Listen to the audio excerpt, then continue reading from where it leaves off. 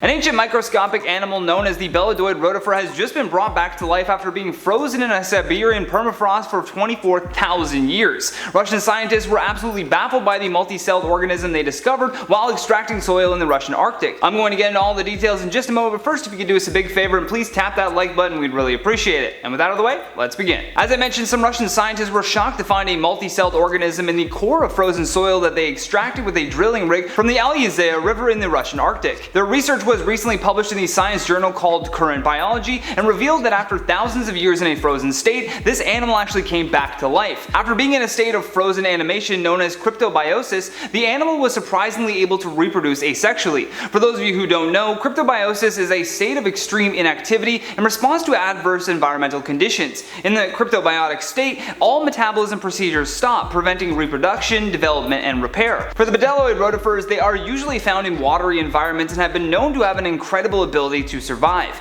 In fact, prior to this discovery, scientists had already been able to show that they could survive for up to 10 years while being frozen. However, following this new study, researcher Stiuso told CNN, "Our report is the hardest proof as of today that multicellular animals could withstand tens of thousands of years in cryptobiosis, the state of almost completely arrested metabolism." Which is absolutely fascinating to think about what this research means for science. By using radiocarbon dating, the scientists were able to estimate that these animals were between 23,960 and 24,485 years old. Malavin, who currently works for the soil cryology lab in Russia, explained that the biggest takeaway from this is that a multicellular organism can be frozen and stored that way for thousands of years and then actually return back to life, which previously had only been a dream of sci-fi films and fiction writers. That being said, he didn't want people to get too ahead of themselves, so he made sure to note that it's unlikely for bigger life forms to actually survive being frozen in the same way. The more complex that an organism is, the harder it becomes to preserve them by freezing them while alive.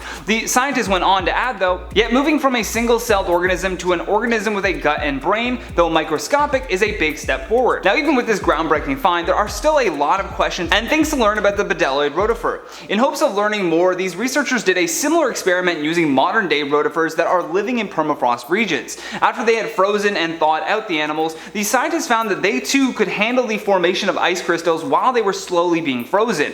That being said, not all of them ended up surviving this freezing process. However, the results from this study indicated that they all had a mechanism which allowed them to shield their vital organs and cells from being harmed at low temperatures. And I mean really low temperatures. The interesting thing now will be discovering what else this internal mechanism can do, and who knows, this could actually be the first step to maybe transporting humans to Mars. I mean, there had always been a theory about placing passengers in these cryo chambers for a trip, so if the science is being worked on now, who knows where it'll be in the next 15 years. But we'd love to hear your thoughts on all of this though, so make sure you drop us a comment down below with how you're feeling about this. And while you do that, I'm going to check out some of your comments from the video titled "Mother Arrested After Posing his 13-year-old Daughter." Angela Rose says, "I do not condone what this mother has done, but she makes a valid point. It was way too easy for her to go undetected in a school. The school pressed charges to save face. It's embarrassing. Very lucky it wasn't a stranger with sinister intentions. It shouldn't have happened, period."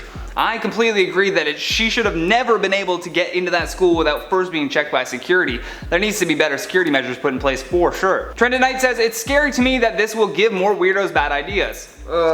I mean, let's hope not. I like to be optimistic. Let's hope not. Tarot Dreams and Everything in Between says, "I'm with the mom, although a little crazy. She sacrificed herself to make a point to prove how the system is a joke. Our children are not safe. She proved that to us." I mean, she certainly proved a lot of things with that video.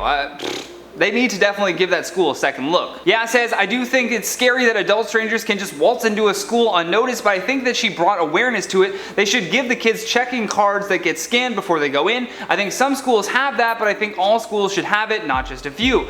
Yeah, a lot of schools have student IDs already, so it would be simple to just implement a thing where every student ID needs to get scanned or passed off to a security guard, like you said, in some check-in point. Samantha Stove says, "I think every single staff member that came in contact with this woman should be punished somehow, and thank God she did this to expose how unsafe those kids are." It was absolutely baffling to see her actually communicating with other staff members who were just like greeting her as if she were her daughter. Very strange, and it shows that they weren't paying attention.